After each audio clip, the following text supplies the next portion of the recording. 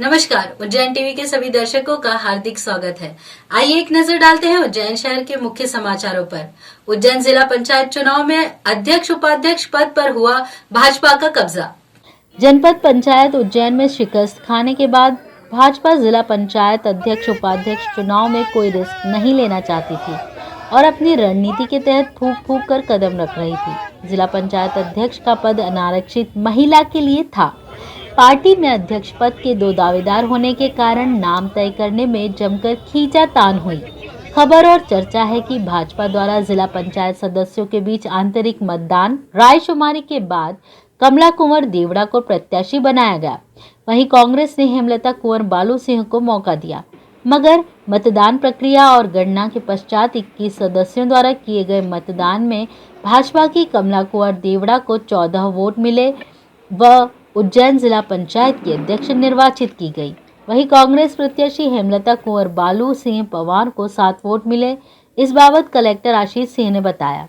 जिला पंचायत उज्जैन के अध्यक्ष का निर्वाचन था, जिसमें 21 सदस्य थे और सभी 21 सदस्य के द्वारा इसमें भाग लिया गया और उसके बाद जो मतगणना हुई है उसके हिसाब से जो भाजपा की प्रत्याशी कमला कुंवर देवड़ा हैं उनको विजयी घोषित किया गया है। उनको 14 और सामने वाले प्रत्याशी को 7 वोट मिले हैं, इसलिए उनको विजयी होने की घोषणा हो गई है। उज्जैन जिला पंचायत अध्यक्ष की जीत के बाद अब उपाध्यक्ष पद के लिए दोनों दलों ने अपने अपने प्रत्याशियों के नाम की घोषणा कर दी। भाजपा ने शिवानी कुंवर को और कांग्रेस ने सुरेश चौधरी को उम्मीदवार बनाया। जिला पंचायत उपाध्यक्ष के पद पर शिवानी कुंवर अमर सिंह को 13 और सुरेश चौधरी को 8 मत प्राप्त हुए। इस तरह उपाध्यक्ष पद पर भी भाजपा का कब्जा हो गया।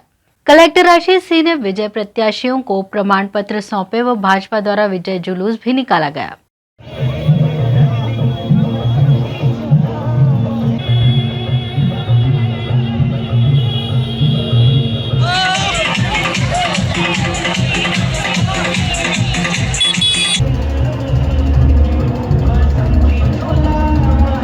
नवनिर्वाचित जिला पंचायत अध्यक्ष व उपाध्यक्ष ने अपनी भावनाओं को मीडिया के सामने कुछ इस तरह रखा। मोदी जी शिवाजी के साथ में मिलके करेंगे सब काम। कैसा लग रहा है आपको अध्यक्ष? अच्छा लग रहा है सर। क्या प्राथमिकताएं आपकी रहेंगी, वो अध्यक्ष पद पर रहेंगे? किस तरह की प्राथमिकता रहेंगी? क्या 5 काम ऐसे होंगे जिनको आप पहले प्राथमिकता देंगे? सबका साथ सबका विकास, सबका विकास करेंगे। जो मेरी जवाबदारी रहेगी वो मैं अच्छे से निभाने की कोशिश करूंगी और पार्टी को मतलब और अच्छा विकास हो जाए ये कोशिश करूंगी। सशक्तिकरण के लिए क्या आपके कदम रहेंगे? महिलाओं के लिए साक्षरता और जागरूकता ज़्यादा है मेरे लिए। ऐसा कौन सा 5 काम रहेंगे जिनको आप प्राथमिकता से पहले करना चाहेंगे? एक तो महिलाओं की शिक्षा पर जोर लगाना। उज्जैन जिला पंचायत अध्यक्ष उपाध्यक्ष चुनाव के पूर्व हुआ हंगामा।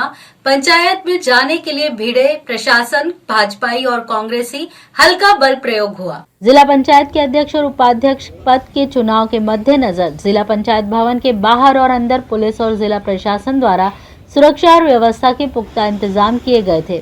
2 दिन पहले ही जनपद पंचायत में चुनाव के दौरान अव्यवस्थाएं सामने आई थी।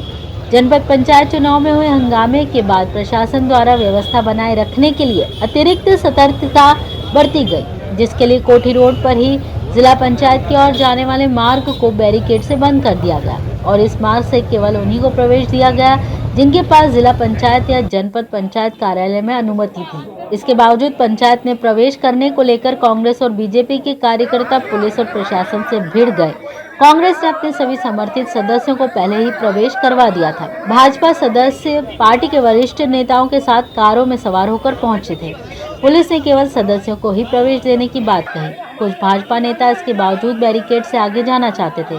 कांग्रेस के नेताओं ने इसका विरोध किया। दोनों ही दलों के नेताओं में इसे लेकर जद्दोजहद होती रही, जिसके बाद पुलिस ने हल्का बल प्रयोग कर भीड़ को तितर-बितर किया।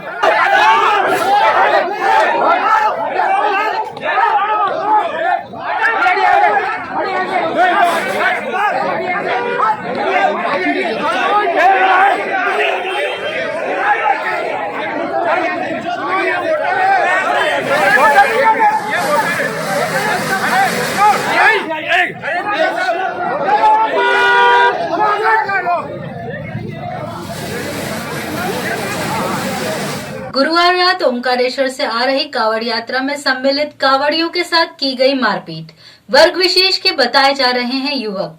इंदौर रोड पर तपोभूमि चौराहे के समीप गुरुवार रात को ओंकारेश्वर से उज्जैन आ रही कावड़ यात्रा में शामिल कुछ यात्रियों के साथ एक बाइक पर आए 3 बदमाशों ने मारपीट कर उनके कावड़ भी गिरा दिए और इंदौर की ओर भाग निकले। मारपीट को लेकर कावड़ यात्रियों तथा अन्य लोग तपोभूमि चौराहे पर चक्का जाम कर बीच सड़क पर ही बैठ गए तथा जमकर नारेबाजी की। चक्का जाम की सूचना मिलने पर नानाखेड़ा पुलिस बल मौके पर पहुंचा और कावड़ यात्रियों को समझाइश देकर मार्ग से हटाया। पुलिस ने कावड़ यात्रियों को आश्वासन दिया कि मारपीट करने वाले आरोपितों के खिलाफ सख्त कार्रवाई की जा रही है।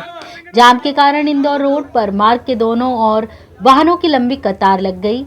करीब पौने घंटे बाद चक्का जाम खुला और यातायात बहाल हुआ। घटना के बाबत कुछ कावड़ियों ने बताया कि युवक अल्पसंख्यक समुदाय के थे। हम हर साल ओंकारेश्वर से उज्जैन तक पैदल नंगे पे कावड़ यात्रा निकालते हैं। हमारे कुछ कावड़ियों के साथ यहाँ के मुस्लिम लड़कों ने माराकुटी करी। हमारी कावड़ उनके हाथ में से लेके फेंक दी और कावड़ों तोड़ दी और माराकुटी करी है। मोमेडियन लोग थे यहाँ पे अस्थायी रूप से लोग गलत करके गए। कावड़ियों और इतनी दूर से जल भर के आए हैं। उनका गालियाँ भी बची और जल भी फेंका है और यहाँ पे चंडगढ़ भी मारे हैं। हथियार से लेस बंद थे और फिर वो यहाँ से चले गए तेज गाड़ी लेके। व्यक्ति इतनी दूर से 110 किलोमीटर दूर से कावड़ भर के लाता है, इतना पवित्र जल, तो ये सोचना चाहिए उनको। वो यहीं के स्थानीय लोग थे। क्या चाहते हैं आप? हम ये चाहते हैं कि कार्रवाई जाए और कावड़ यात्रियों को सुविधा होनी चाहिए।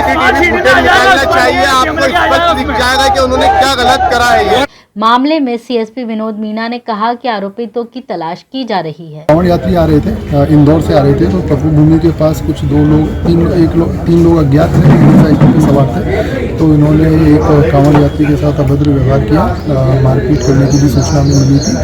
उस चक्का वो ये सब करके भागे। उसके बाद हम मौके पे पहुंचे, वहाँ पे हमने तत्काल FIR रजिस्टर करी। टीम लगाई, हमने CCTV फुटेज चेक कर रही थी और उनको राउंड कर लिया। ग्लोबल हीलिंग डे पर अमेरिका के सिएटल में होगी संयुक्त प्रार्थना। महाकाल की भस्म से भस्म योग करेंगे कृष्णा गुरु। मानव धर्म के लिए संयुक्त प्रार्थना दिवस बीते कई वर्षों से आयोजित किया जा रहा है। इससे पहले ये आयोजन मलेशिया, उज्जैन, भारत, दुबई में भी आयोजित हो चुका है। कृष्णा मिश्रा गुरुजी ने बताया कि साल में एक दिन कुछ पल ऐसे हों जिसमें हम अपने धर्म, पूजा, दुआ, अरदास, प्रार्थना को संयुक्त आवाज में मानव धर्म और विश्व शांति के लिए समर्पित करें। भारतीय समय 14 अगस्त को सुबह 6 बजे, सिएटल टाइम 13 अगस्त को 5:30 पर सामूहिक प्रार्थना होगी। संयुक्त प्रार्थना के बाद कृष्णा गुरुजी द्वारा भस्म योग से निःशुल्क उपचार किया जाएगा। जो शारीरिक रूप से अस्वस्थ या तनावग्रस्त हैं, उनमें महाकाल की भस्म आरती की भस्म भी वितरित की जाएगी।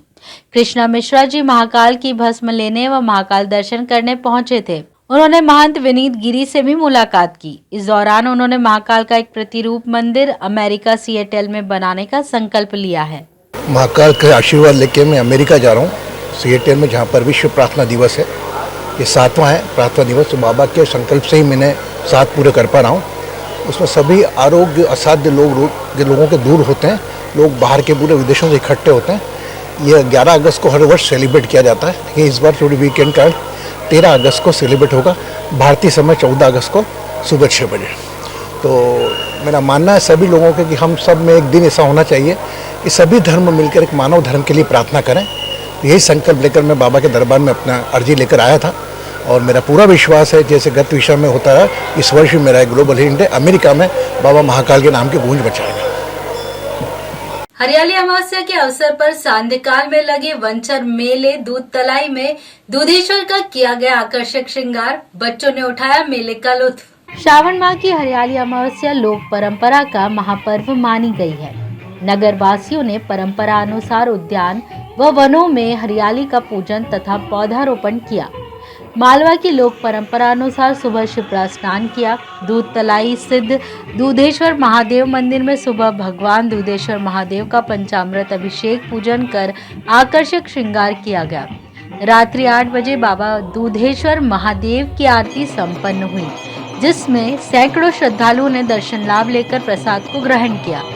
इसी प्रकार अनंतपेट मंदिर परिसर में भी पारंपरिक मेले का आयोजन हुआ। ग्रामीण परिवेश के मेलों में बच्चों ने झूले चक्री का आनंद लिया तथा खेल खिलौने खरीदे। हरियाली अमावस्या पर धानी मुक्का खेलने की भी परंपरा है। दूध तलाई, अनंतपेट तथा शिप्रा के गौघाट पर युवतियों ने धानी मुक्का खेलकर परंपरा निभाई। विश्व प्रसिद्ध मोक्ष स्थल सिद्धनाथ हुआ अव्यवस्थाओं का केंद्र। निर्माण कार्य की धीमी गति होने से परेशान हो रहे पहुंचने वाले श्रद्धालु। प्रसिद्ध मोक्ष धाम सिद्धनाथ की यहाँ मंदिर और घाटों को लेकर स्मार्ट सिटी के अंतर्गत कई निर्माण कार्यों का शुभारंभ किया गया था, किंतु सारे निर्माण कार्य लंबे समय से बंद पड़े हैं। इस कारण यहाँ पिंड दान तर्पण करने आने वाले हजारों श्रद्धालु परेशान हैं। निर्माण कार्य को लेकर जगह जगह बड़े बड़े गड्ढे खोद दिए गए एवं सरिया गिट्टी आदि निर्माण सामग्री भी घाटों पर डाल दी गई। निर्माण कार्यों में घाटों का सौंदर्यीकरण, मंदिर का जीर्णोद्धार, शेड के निर्माण कार्य आदि किए जाने थे, किंतु ठेकेदार द्वारा बिना किसी कारण के कार्य बंद कर दिया गया। जबकि घाटों पर गड्ढे खोदने से मिट्टी के बड़े बड़े ढेर हैं, जिनसे श्रद्धालुओं को असुविधा हो रही है। साहब, ये 2-3 साल से निर्माण चल रहा है, तो ये निर्माण अभी तक अधूरा ही है, पूरा हुआ नहीं है। पहले इसके पहले PWD का निर्माण था, उसके बाद में फिर यहाँ पे जो है ये स्मार्ट सिटी का चल रहा है। इसमें भी ये निर्माण में बहुत धीरे चल रहा है काम, अभी तक काम ही नहीं हुआ है। नाली उन पड़ी हुई है, हजारों लाखों जनताएं आ रही है, परेशान हो रही है और शासन प्रशासन कोई ध्यान दे नहीं रहा है ताकि ये जिम्मेदारी से काम हो सके। तो ये थे उज्जैन शहर के मुख्य समाचार। ऐसे ही ताज़ा खबरों के लिए देखते रहिए उज्जैन टीवी। उज्जैन टीवी का YouTube चैनल लाइक और सब्सक्राइब करना ना भूलें। नमस्कार।